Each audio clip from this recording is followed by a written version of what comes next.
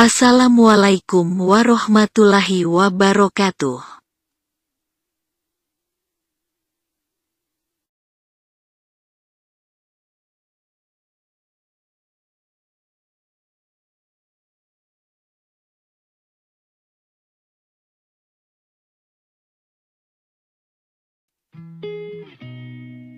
Kerajaan Islam di Sumatera Barat.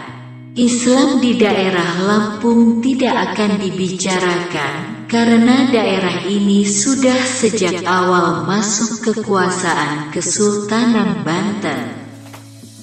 Karena itu yang akan dibicarakan pada bagian ini ialah kerajaan Islam di Sumatera Barat. Mengenai masuk dan berkembangnya Islam di daerah Sumatera Barat masih sukar dipastikan. Berdasarkan berita Cina dari dinasti Tang yang menyebutkan sekitar abad ke-7 ada kelompok orang-orang Arab, Tasi, dan disebutkan oleh Gunnevel. Wilayah perkampungan mereka berada di pesisir barat Sumatera. Islam yang datang dan berkembang di Sumatera Barat diperkirakan pada akhir abad ke-14 atau abad 15. Sudah memperoleh pengaruhnya di kerajaan besar Minangkabau. Bahwa Islam sudah masuk ke daerah Minangkabau pada sekitar akhir abad ke-15 mungkin dapat dihubungkan dengan cerita yang terdapat dalam naskah kuno dari Kerinci tentang Siak Lengih Malin Sabiatullah. Asal Minangkabau yang mengenalkan Islam di daerah Kerinci. Semasa dengan Putri Unduk Pinang Masak, Dayang Baranai, Parpati nan Sabatang yang kesemuanya berada di daerah Kerinci.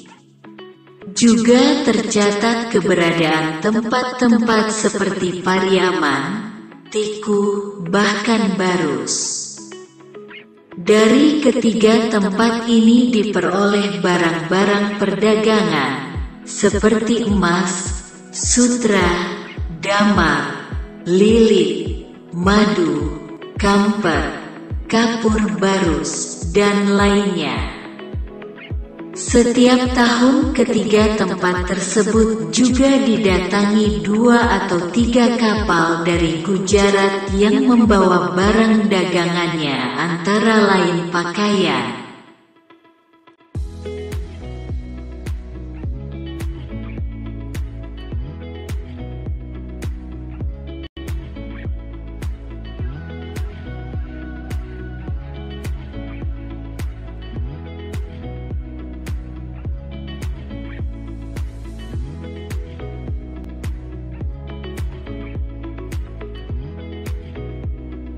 melalui pelabuhan-pelabuhannya sejak abad ke-15 dan ke-16 hubungan antara daerah Sumatera Barat dengan berbagai negeri terjalin dalam hubungan perdagangan antara lain dengan Aceh.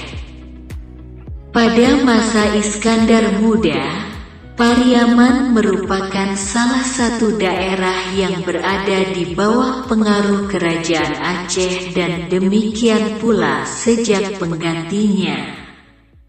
Pada abad ke-17, terdapat ulama terkenal di Sumatera Barat. Salah seorang murid Abdurrauf al-Sinkili yang terkenal bernama Syekh Burhanuddin. Tahun 1646 sampai tahun 1692 diulakan. Ia mendirikan surau dan tak disangsikan lagi Ulakan merupakan pusat keilmuan Islam di Minangkabau. Tarekat Syatariyah yang diajarkannya tersebar di daerah Minangkabau dan ajaran tasawufnya cenderung kepada syariah dan dapat dikatakan sebagai ajaran Neo-Sufisme. Syekh Burhanuddin dalam masyarakat setempat dikenal sebagai Tuanku Ulakan. Penyebaran Islam yang bersifat pembaruan dan menjangkau lebih jauh lagi mencapai klimaksnya pada awal abad ke-19.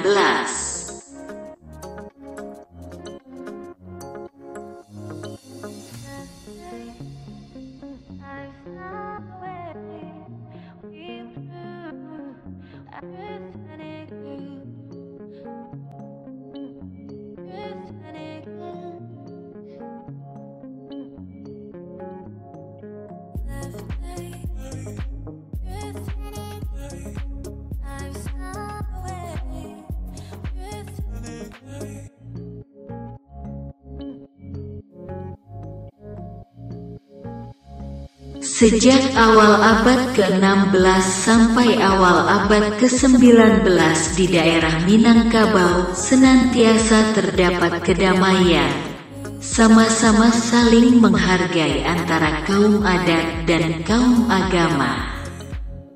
Antara hukum adat dan syariah Islam sebagaimana tercetus dalam pepatah, adat bersandi syara, syara bersandi adat.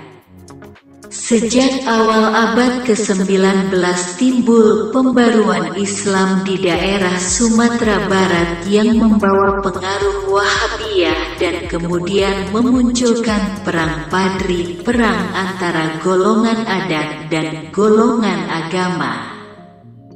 Wilayah Minangkabau mempunyai seorang raja yang berkedudukan di Pagar Ruyung.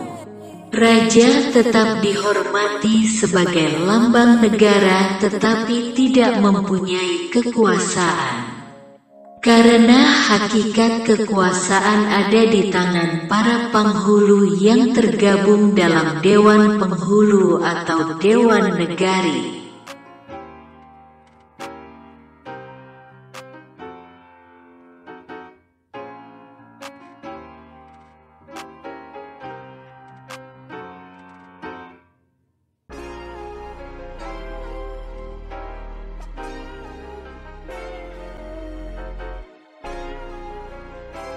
Dalam kehidupan sehari-hari masyarakat Minangkabau lambat laun terjadi kebiasaan buruk seperti main judi, menyabung ayam, menghisap madat, dan minum minuman keras.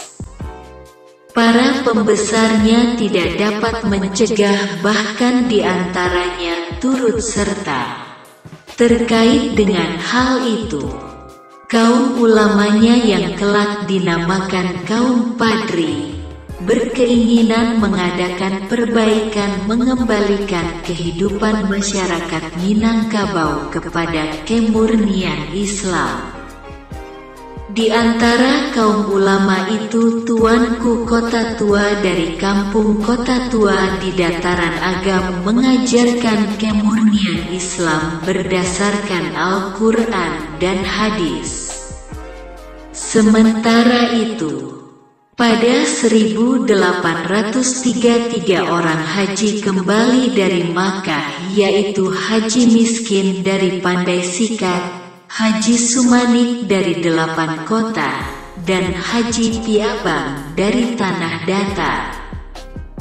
Ketika Haji Miskin melarang penyabungan ayam di kampungnya, maka kaum adat melawan sehingga Haji Miskin dikejar-kejar, dan ketika sampai ke kota Lawas ia mendapat perlindungan dari Tuanku Mensiangan. Dari sini Haji Miskin lari ke Kamang dan bertemu dengan Tuanku Nan Renceh yang akhirnya melalui pertemuan beberapa tokoh ulama terutama di daerah Luhak Agam dibentuklah kelompok yang disebut Padri, yang tujuan utamanya ialah memperjuangkan tegaknya syara dan membasmi kemaksiatan. Mereka itu terdiri dari Tuanku Nan Renceh, Tuanku Bansa, Tuanku Galung, Tuanku Lubuk Air, Tuanku Padang Lawas, Tuanku Padang Luar, Tuanku Kubu Ambelan, dan Tuanku Kubu Senang.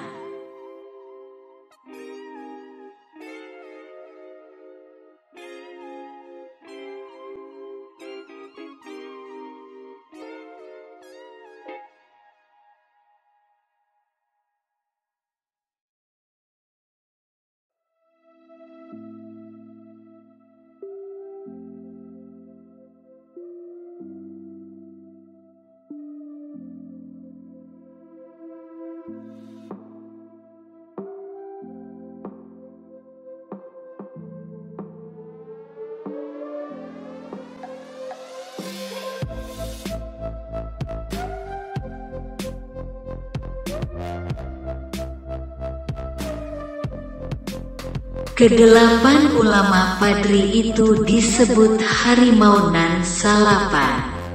Perjuangan kaum Padri itu makin kuat, tetapi pihak kaum adat dibantu Belanda untuk keuntungan politik dan ekonominya.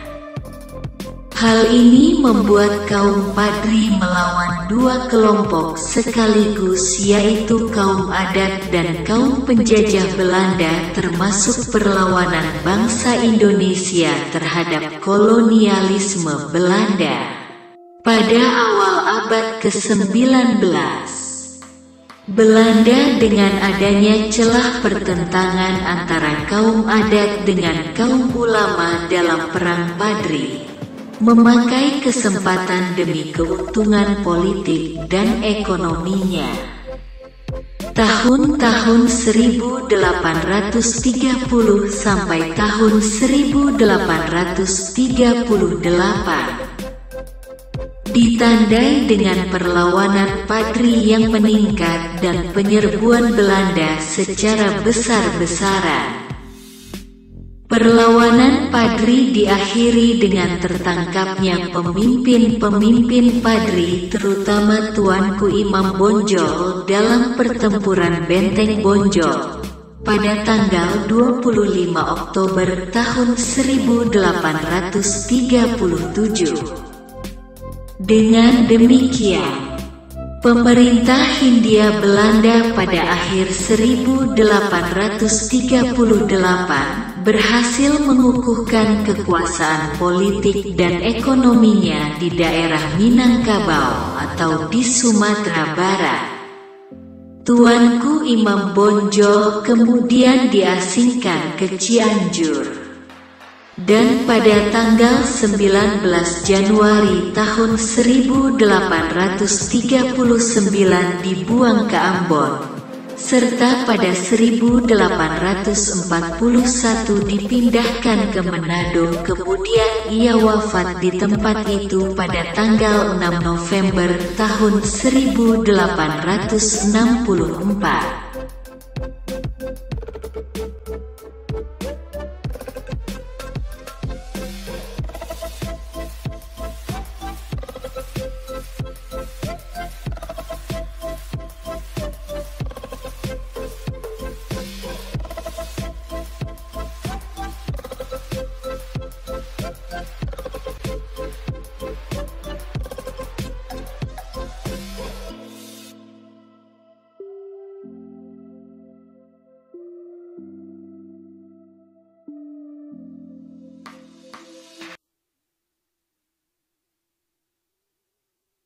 Terima kasih.